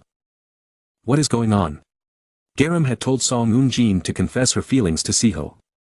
But even though she refused, Garam forced her into making a public confession. At that moment, a group of male students walked into the gym and saw Song Eun-jin kneeling. On seeing this, the boys started murmuring amongst themselves. What's going on? Is this some kind of cosplay? A public confession? So heartfelt. Huh. Meanwhile, Siho was deep in thought. I can't believe this atmosphere. The group of female students who followed along were pulling out their phones, recording and whispering to each other. Isn't that Song Eun-jin? She's always wandering around. But now look at her. Isn't she adorable? Adorable? Where? This is torture. She's like a robot pretending to be human. Song Eun-jin remained confused, unsure of what was about to happen next. Then, Garam, who was controlling things from behind the scenes, began to act. She raised her hand and slowly pressed a button on the computer in front of her. Suddenly, a voice echoed through the gym speakers. A handwritten letter to Senior Siho. Upon seeing the text on the screen, the crowd below burst into laughter, whispering amongst themselves. Look at that. There's even a heart-shaped emoji. Wow. That's romantic. So cool. I can't stop laughing. Come on. Do something cute. What are you waiting for? Express your feelings already. Senior Siho might fall for you. Hearing these comments, all Song Eun-jin could do was let out an awkward cry. Arf, arf, woof, woof, the words on the screen kept changing. Hello. Senior Siho. I am the famous Chihuahua. Yoon Jin. From Yunho High. What is this? Famous at Yunho High. Who would say that about themselves? The text continued to scroll. I have been following you for a long time. Senior. The boys watching couldn't hold back their laughter. This is too much. Who drew that? It's hilarious. Photoshopped faces always look so weird. At the same time, the speakers kept playing Song Yoon Jin's voice. Arf. Arf. I admire you so much. Senior. Arf. Arf. I've even marked my territory on the wall of your house. Upon hearing this, Siho was shocked. What? Are you serious? He turned to his friends. Asking. Is that for real? Yeah. It sounds like it's true. Siho. Irritated. Told his friends. Stop laughing. You jerks. This is ridiculous. On the other side, the girls were whispering amongst themselves. A love that transcends species. How touching. This must be Ianagram's doing. She's so cruel. But why is her dog impression so spot on? Isn't it like mixing a person with a dog? This is driving me crazy. Meanwhile, on stage, Song Yoon Jin continued to cry out. Woof. Woof. Senior. How do you feel about my love? Isn't it adorable? Arf. Arf. She went on. I just want to be your little puppy. Senior. Arf. Arf. Or, you could be my master. Hearing those words, Siho was completely stunned, frozen in place.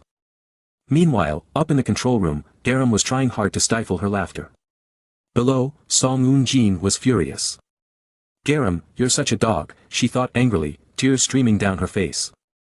She remembered what had happened just a few minutes earlier during her conversation with Garam. At that time, Song Yoon Jin, scared, had asked, What? You want me to use that to confess publicly? Garam had replied cheerfully.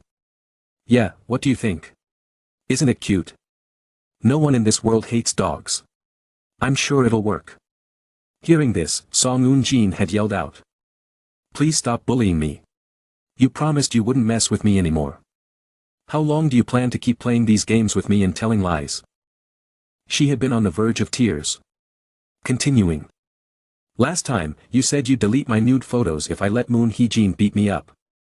But you didn't delete them. You promised not to play pranks on me at home anymore. But then you sprayed bear repellent in my face right after. I'm sick of being toyed with and all your lies. Garam, hearing Song Yoon Jin's words, had gotten furious. What did you just say? Song Yoon Jin, terrified, had taken an involuntary step back. Garam moved forward and asked angrily. When did I ever lie to you? Huh?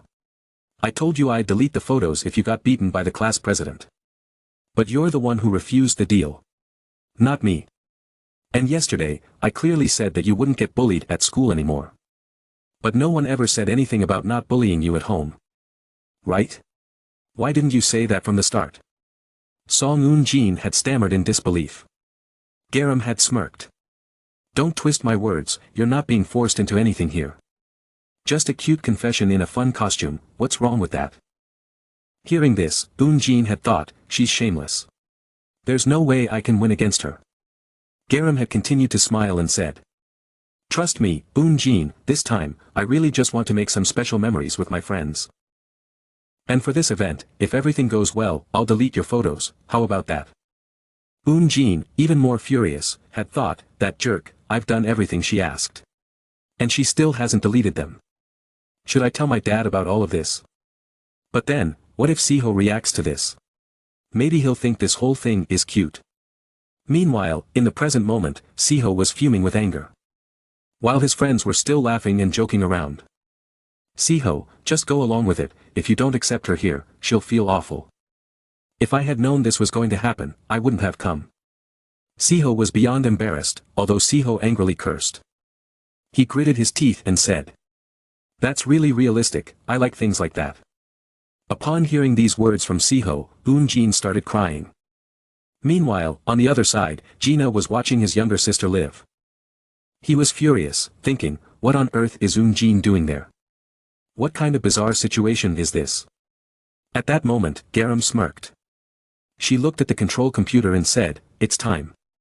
The students, unaware of the true relationship between Jin and her brother, were left confused, feeling displeased. Jin decided to walk away. Only those who wanted her to fail stayed in the stadium. This is exactly what my stepfather told me. Garam thought as she continued with her plan. She immediately pressed the next button on the computer. This action shocked all the students there. Words appeared on the projector screen. Song Jin and Song Gina have been romantically involved with a total of 5 female students, 2 of whom committed suicide. As the atmosphere suddenly turned heavy, Jin turned back to look at the projector in shock. Meanwhile, SIA's friends were dumbfounded, asking each other, is this true? Could it be that? It's rumored that Song Gina is involved in emotional crimes. But seriously, these 2 siblings are insane. Yeah, they're total scum.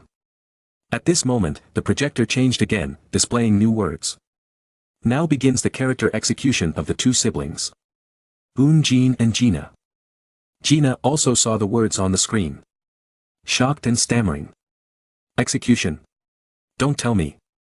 His terror grew as he looked at the phone in front of his crotch. A second later, he let out a panicked scream. At the same time, Garam smiled as she pressed her hand down on the control. With that press, the projector showed a nude image of Jin and Gina's genitals.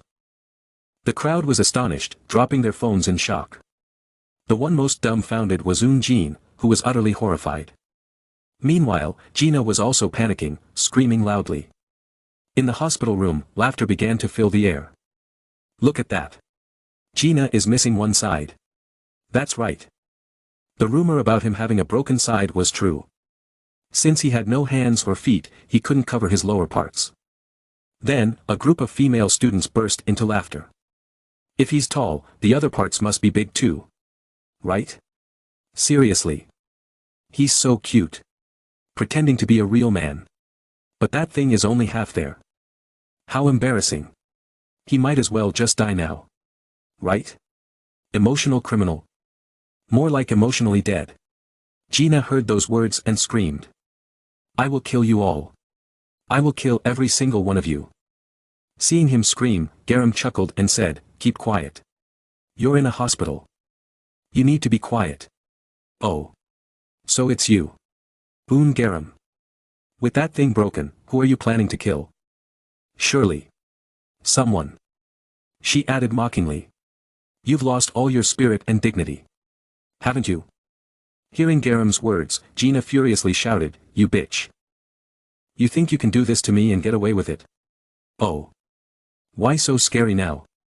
Garam teased. This is just the favorite media method of Orabai, and I've simply demonstrated it. It's called karma through media technology. How do you feel about it? Tell us your thoughts as an artichoke of Obama. She said sarcastically.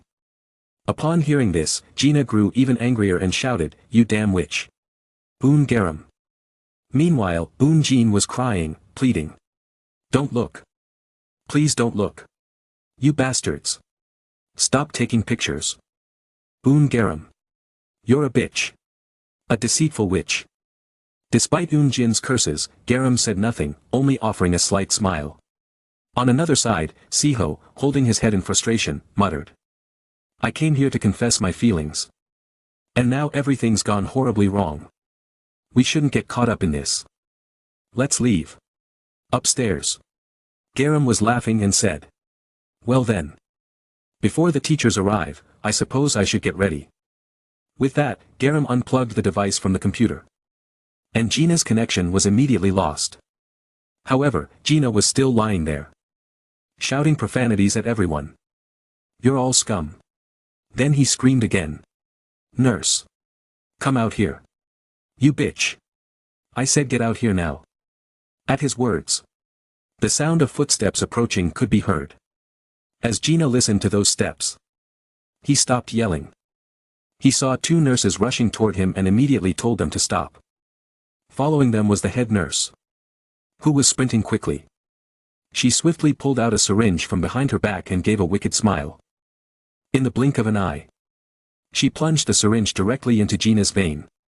Meanwhile, in another place, a plane was flying toward the city, heading for Iguana Airport, which was reserved for VIPs. At this time, Lee Myung-jun and his team were walking in the VIP area. He was holding a phone in his hand. On the other end of the call was someone called Ji-in's mother. Lee Myung-jun answered the call and said, "Yes. This is Lee Myung-jun of the Windows Corporation." Meanwhile, the head nurse, named Jean, who was also the vice chair of surgery, had finished preparing everything. Lee Myung-jun stood still as 3 bodyguards surrounded him. He began asking about Gina's condition. "How is Gina doing? Is he still unconscious?" "Yes. He's currently in a coma. Unaware of anything. Just give the order, and I will proceed with the surgery immediately." "Good. Go ahead with the surgery." Vice President Lee Myung-jun. "How could I ever repay this favor?" "Favor? Don't say that. You and we both share the same sorrow. The pain of losing a child. No matter how much we share this pain, it won't lessen. But the joy of revenge, the more we share it, the greater it becomes. Doesn't it?" "That is absolutely true, Vice President. Exactly as I said. I'm counting on you. Don't worry. I will take care of everything meticulously, so you don't have to be concerned about anything afterward. Please enjoy the surgery." "Ah. I leave it all in your hands, Vice President. It will be a slow and painful process. I will personally create this hell. I trust you. Then I'll take my leave." With that, Lee Myung-jun ended the call. At that moment, Director Big spoke up. "Yes. The mother of John. Another victim who lost her child to that beast. To bring us to this day. I moved him to the hospital owned by our corporation. The surgeon has 15 years of experience. The mother of John." Meanwhile, head nurse John was laughing and said, "Gina. How are you feeling? Before surgery, you seemed quite nervous." Gina, half conscious, muttered, "Wait. I don't think I've been anesthetized yet." "Oh. I understand what you're saying. You're still mentally alert, aren't you? But that's the point. Gina. What I injected into you wasn't anesthesia. It was a muscle relaxant. You won't be put to sleep. That only means you won't be able to move your muscles. In other words, you'll feel every bit of pain while staying fully conscious. If we leave you like this, your respiratory muscles will stop working. But don't worry about dying. John's aunt and uncle will attach a respirator to you. And likewise, you don't need to worry about the pain overwhelming you. As a doctor, I will monitor your condition and do my best to keep you alive for as long as I can. I will make sure you experience pain equivalent to death. Well then, let's get started. A testicular removal surgery without anesthesia. No, let's call it castration without anesthesia." In the room, Gina's groans of agony echoed endlessly. At the same time, elsewhere, footsteps could be heard following a recent trip. Song Jin-tik was walking, smiling as he spoke. That was such a useful and meaningful trip. Wasn't it? My love. Yes. All the stress from before has completely disappeared. Vice President Lee Myung-jun is truly so generous. As soon as the contract was signed, he immediately filled out the paperwork and donated 10 billion won to the company's account. That man. And now we have become bound by fate. You don't have to worry about any revenge anymore. Well then. My dear. Out of the 10 billion won we received from the vice president, could you take out 10 million won and buy me a handbag? There's a new release I've been eyeing recently. Love. Even though you usually do this kind of thing, this time it's not possible. We must compensate for it. The investment funds are not connected to any personal spending. According to Clause 4 of the contract, private use is prohibited. Even if you take just 1 won instead of 10 million won, we could go bankrupt immediately. Surely. A generous man like him wouldn't be so rigid. Right? I heard that this account will be used entirely for construction costs and equipment expenses. Right? This is an account from which billions will be withdrawn in the coming months. During that process, who would notice if we only take out 10 million won? No. Dear. Not this time. But the wives of my friends, who have directors as husbands, all do this. Hearing his wife say that, Jin-taek held his head in thought. A second later, he put his arm around his wife's shoulder and lowered his voice. My dear. What we're talking about right now. Don't try to kill the goose that lays the golden eggs. Once we successfully do business with the vice president. What's a 10 million won handbag compared to that? Just say what you want. And you'll get it. I promise. Of course. So let's go home with a happy mood. After settling the matter, the two continued to the 6th floor. Smiling and chatting. Oh. That's right. His wife suddenly remembered. Tomorrow is Gina's testicular reconstruction surgery. Right? Yes. My love. Don't forget. Okay. You'll need to accompany him as his guardian. Seriously. Do you think I'd forget something like that? I'll get everything ready. Don't worry. With that, the two opened the door and stepped into their home. As soon as they entered, they were both immediately uncomfortable. Oh my God. The smell of pepper. Why is it so strong in here? My eyes are burning. Did Eun-jin cook while we were away? But she's not the type to cook by herself. Looking at the shoes. She's still home. Isn't she? At that moment, Jin-taek loudly called out with a laugh. Princess. Daddy's home. Mommy's home. Come out and greet us. Eun-jin. What are you doing in there? Are you mad that only Daddy and Mommy went on a trip abroad? Even though he called out, there was no response. He continued. Daddy bought a souvenir for you. Eun-jin. You're becoming more disrespectful toward your parents. Aren't you? Don't be like that. Maybe she's sleeping. What time is it? Still lying down asleep. Maybe she's exhausted from schoolwork. As he said this, Jin-taek stopped and leaned his ear against the door to listen. What he heard shocked him. Dear, what's going on? Where's Eun-jin's room key? Why? What do you need the key for? Quick. Find the spare key to Eun-jin's room. I'm not sure where it is. What's happening? Why are you acting like this? Just stand back. With that, Jin-taek backed up and used his elbow to slam into Eun-jin's door. In an instant, the door cracked in half, breaking open. What he saw next made him scream. Eun-jin. There she was. Sitting on the floor. Cutting her wrists. Blood was slowly dripping from her wrists. Jin-taek immediately rushed over, knocking the knife out of Eun-jin's hand, sending it flying across the room. It was a paper cutter. He grabbed her by the shoulders and frantically asked. Eun-jin, what are you doing? How could you do something so extreme? As he questioned her, his face went pale with horror. He then noticed the bandages all over her face and asked. Why are there so many bandages on your face? Unable to bear it anymore, Eun-jin broke down crying. Daddy. Mommy. Seeing her cry, Jin-taek and his wife were confused, not understanding what was going on. Eun-jin, still sobbing, held up her phone and pointed at it, revealing the truth. On the day Ji-reum entered school, Eun-jin had been beaten by Ji-reum and forced to take nude photos. The next day, she was dragged into a game where Ji-reum led her around the school, from the girls' classroom to the boys' classroom. After that, she was bullied by two juniors during lunch. Following lunch, Ji-reum threatened her and forced her to provoke Moon-izin, resulting in Moon stuffing a hair clip into her mouth and beating her unconscious. Out of fear, Eun-jin stopped going to school. But Ji-reum came to her house. After they talked, Ji-reum didn't forget to spray bear repellent into Eun-jin's face before leaving.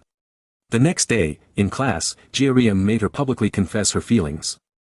After the confession, Ji-reum exposed the nude photos of Eun-jin with Jin-woo on the projector for the whole school to see. This plunged both Eun-jin and her brother, Jin-ae, into panic and deep despair. Back in the present, Eun-jin was still crying. While her mother, unable to believe what she was hearing, covered her mouth, holding back her sobs. On the other hand, Song Jin-taek remained seated, motionless. A second later, he clenched his teeth in anger and immediately called Lee Myung-jun. However, the call only rang a few times before a message played. The person you're trying to reach is not available. Please leave a voicemail. Furious, he cursed. That bastard. Why isn't he picking up today? How come I can't reach anyone on a day like this? This won't work. I need to go find him myself. You get ready. And we'll leave right away. Where are we going? His wife asked. Where else? We need to check if Jin-ae is safe. Without wasting any time, Jin-taek rushed down to the first floor of the building. As he moved, he muttered to himself. Think this through. If I put together everything Eun-jin said, it means the hospital has been photographing Jin-ae's testicles. And that hospital is owned by the Windows Corporation. So, in reality, this is all Lee Myung-jun's doing. Do you know what that means? Those bastards are clearly going to mess with Jin-ae's testicle surgery. We had to get Jin-ae out of there. Away from those filthy dogs. After finishing his thoughts, Jin-taek opened the car door. Before getting in, he turned and said. You drive your own car and take Eun-jin to pick up Jin-ae. I have somewhere else I need to be. I'll contact you soon, so go quickly. Understood. With that, Jin-taek slammed the car door and started the engine. Inside the car, he cursed angrily. Lee Myung-jun, you scumbag. Meanwhile, Director Big was monitoring his phone. A second later, he reported. Vice President, the Song Jin-taek family, him and Park Eun-hee, are getting in their cars and leaving. Where are they headed? According to the GPS tracker we placed on their vehicles. It seems Park Eun-hee is heading toward the hospital. While Song Jin-taek is driving on the bridge. As Song Jin-taek drove, he kept trying to call Lee Myung-jun. But the same message kept playing. The person you're trying to reach is not available. Please leave a voicemail. This made him even angrier. Shouting. You damned bastard. On the other side, Director Big informed. Sir, Song Jin-taek is repeatedly trying to call you. And where is he heading? As I predicted earlier. His destination has been narrowed down to one place. When they were staying at the hotel, we installed the hacking app on their phones. That's correct. Through the hacking app all of Song Jin-taek's calls appear as if they're being placed. But in reality, none of them are going through. His phone screen and audio show that the call is happening. But no actual call is being made. On the other side, Song Jin-taek was screaming madly. Pick up the phone. You bastards. Meanwhile, Director Big continued. Not just phone calls, but even messages, emails, and social media. Everything is blocked the same way. Right now, Song Jin-taek has no way of communicating with the outside world via his phone. Although, there may be one exception. Right? Of course. He replied. He really isn't fit to be in the aristocracy. Song Jin-taek. Director Nergan. Director Big. Let's head to the designated location slowly. I'll take over the phone conversation with him. Understood. Vice President Lee Myung-jun. After finishing his instructions to Director Big, Lee Myung-jun picked up the phone and called. Yes. Director. As soon as Song Jin-taek picked up the phone, he furiously cursed. Lee Myung-jun, you bastard. Hearing him curse, Lee Myung-jun calmly responded. Did you dial the wrong number? Director. I'm not a bastard. I'm Lee Myung-jun. Did you confuse my number with your daughter's? Shut up. You filthy dog. Are you joking right now? My daughter just slit her wrists. Oh. Really? And my daughter jumped off a building. So. What's your point? Finally. You're showing your true nature. From the start. You only ever thought about revenge. Didn't you? You trapped me with that insignificant investment contract. Enjoying your one-sided attacks. Right? But you know what? That useless contract can be cancelled at any time. Go ahead and sue me if you want. No clauses have been violated. If I simply return what I received, there will be no damages. It's not about losing out due to dishonesty from someone higher up. It's even worse. Is my contract just a joke to you? Director? Make me do it. You bastard. Do you know where I'm heading right now? I'm on my way to the HPS headquarters. By now. You should already know what's going to happen. Yes. A nightmare awaits you when you turn on the news someday. Windows Corporation devoured. Windows Corp owner arrested. Second heir detained in Sangnam City. The representative of Windows Corporation and the government's corporate collusion exposed. Economic rumor scandal spread. Shareholders in panic. Why is Lee Myung-joon being broadcast live? Politician Lee Myung-joon is under suspicion of bribery. This time, you'll be the one choking on all of this. You scumbag. Is that all you've got? HBS has a pile of documents this thick. You're not the only one who knows how to ruin someone's reputation. Director? Ruin someone's reputation? At least my children know they are ruined. What? My daughter has been beaten senseless. And my son had one of his testicles removed. What more do you want? You bastard. You raised your daughter without any sense of decency. And now you want to treat us this way? Get ready. I'm going to show you what happens when you mess with someone's daughter. I am Song Jin-taek, Director of Nergan Corporation. From Andro District. Before Song Jin-taek could finish his sentence, another car suddenly slammed into his vehicle. His car spun wildly. Like a top. For several rotations. After a few moments, the car came to a stop. The front end completely mangled. And the airbags deployed automatically. From a distance, an ambulance slowly approached the scene. A short time later, the ambulance arrived at Song Jin-taek's car. And the back door swung open. A figure stepped out. Followed by Director Big and another man. Director Big said. He's not dead yet. Is he? The person I hired was supposed to bring him back alive. I have some personal matters to handle with him. Don't worry. Replied the man. We're professionals. Our company specializes in crash test simulations. You know the kind. Putting dummies in cars and smashing them into other vehicles at various speeds. We've thought everything through before carrying out this plan. The guy driving the truck is an ex-race car driver.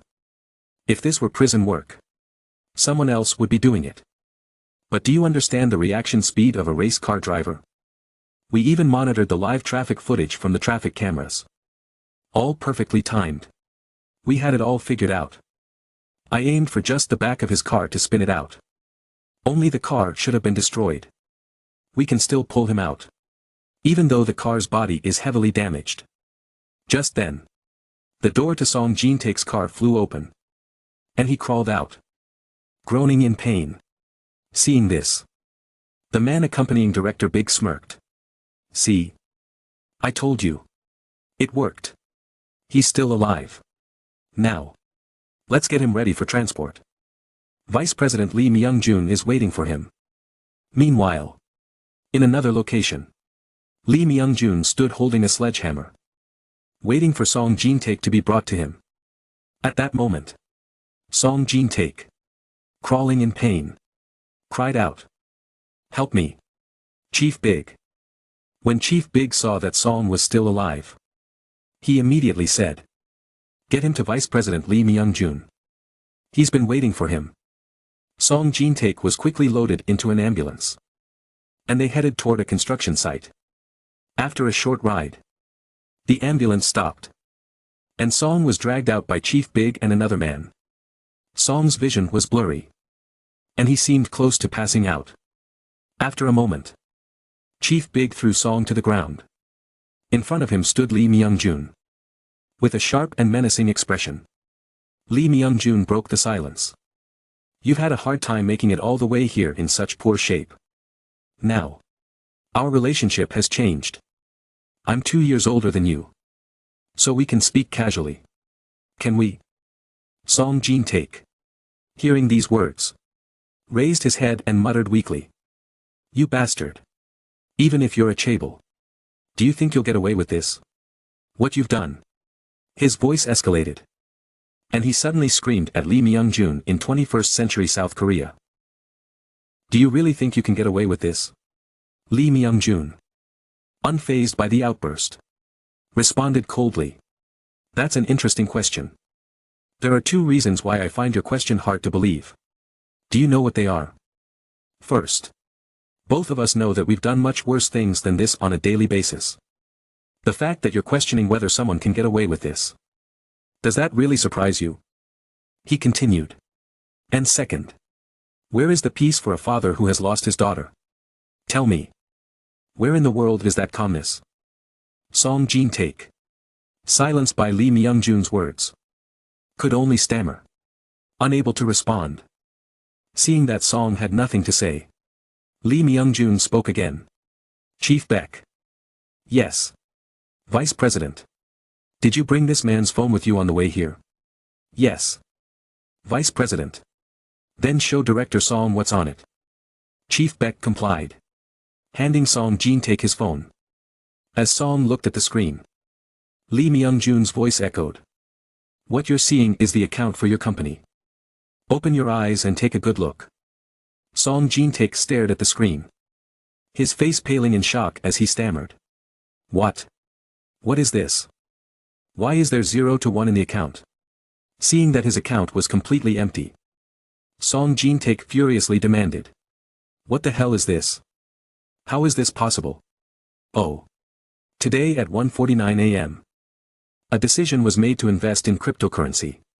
I withdrew all the funds for that purpose. What? Cryptocurrency? What kind of nonsense are you talking about? I didn't do that. I said I didn't do that. Exactly. Lee Myung-jun said, his voice cold and calculated. You didn't do it. But officially, it will be your action. Chief Beck, standing nearby, replied. Yes. Vice President. It seems Director Song is in a state of panic. Shall I explain? Go ahead. Lee Myung-jun said. Chief Beck began. At 2:11 a.m. according to Thai time, my team and I broke into Director Song's hotel room.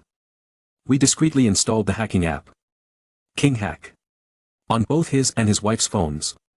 From there, we accessed their mobile banking accounts and transferred all the funds. We moved 10 billion won from Song Jin-taek's account to a cryptocurrency exchange called QB. Chief Beck paused, then continued. We had already prepared the necessary banking documents and raised the transfer limit to over 10 billion won. With that, withdrawing 10 billion for investment was easy. After Chief Beck's explanation, Lee Myung-jun added. That 10 billion won from your company account was sent to a private and illegal cryptocurrency exchange. Shortly after receiving the 10 billion won, the exchange shut down. What? Song Jin-taek gasped in shock. Don't tell me that the owner of that exchange, my 10 billion won, was stolen by you. That's right. Lee Myung-jun confirmed. The money reached me through a complex process. But the important thing is that everyone in the world now knows you as a shameless criminal who gambled investors' money on cryptocurrency. He continued. According to Clause 4, Section 2 of the investment contract, any misuse of investment funds beyond the scope of the contract requires the responsible party to repay double the amount. Lee Myung-jun smiled cruelly. So, even if you return the 10 billion won, you still owe an additional 20 billion. Song Jin-taek, enraged, yelled. This is fraud. You're the criminal here. You hacked into my phone and stole 10 billion won. How can anyone believe this? How can that contract be valid? Lee Myung-jun responded with chilling calm. If you can prove your phone was hacked, then the contract becomes void. But today, Chief Beck will make sure there's no trace of the hacking app on your phone. His voice grew colder. And today, you will be erased as well. You'll die tonight. Officially. The story will be that you invested 10 billion won in a fraudulent crypto company. And you died in an accident while fleeing in the night. He finished with an air of finality. Congratulations, Song Jin-taek. You've left your family a legacy of debt. A heritage of 10 billion won. Song Jin-taek, now utterly terrified, clung to Lee Myung-jun's legs, begging, wait. Wait a minute. Please. Vice President. Listen to me. Even if there's debt, it can't be inherited like that. Why are you doing this? Besides, I still have people outside who know me. If I die like this, won't they be suspicious? Lee Myung-jun, his voice as cold as ice, delivered the final blow.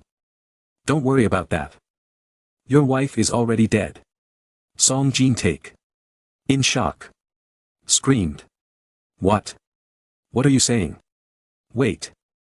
Do you know something else? His voice shook with fear as he realized the depth of the trap he had fallen into.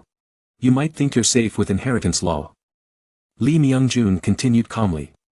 But think again. Even during the process of renouncing an inheritance, if your children agree to settle with small amounts, they could be forced to accept it. Do you remember who else you borrowed money from besides me? Lee paused and let the weight of his words sink in. The loan sharks I introduced you to. They specialize in skirting the line between legal and illegal debt collection. They know how to handle the rejection of inheritance claims. Do you think your children, who have no experience in this kind of situation, can outmaneuver these experts? Song Jin-taek began to sob, realizing the doom hanging over him and his family. Please, please help me.